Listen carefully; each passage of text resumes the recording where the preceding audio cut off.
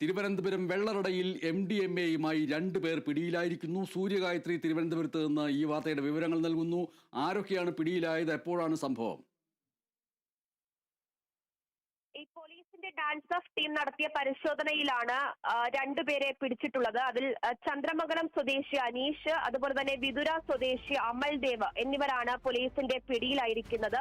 MDMAയുമായിട്ടാണ് ഈ 2 പേരും പിടിയിലായത്. പിടിയിലായതിൽ ഒരാൾ മുമ്പും ലഹരിക്കടത്ത് കേസിൽ പ്രതിയായിട്ടുണ്ട് എന്നുള്ളതാണ് പോലീസ് പറയുന്നത്.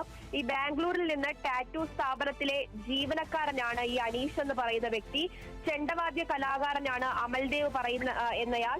ലഹരി മരുന്നുമായി ബസ് മാർഗം നാഗർകോവിൽ എത്തിയ അനീഷിനെ അമൽദേവ് ബൈക്കിലെത്തി അതിർത്തി കടക്കാൻ ശ്രമിക്കുന്നതിനിടയിലാണ് പോലീസിന്റെ വലയിലാകുന്നത്.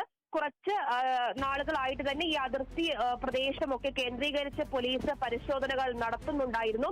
അത്തരത്തിലാണ് പോലീസിന്റെ ഡാൻസ് ഓഫ് ടീം നടത്തിയ പരിശോധനയിൽ ഇരുവരും പിടിയിലായത്.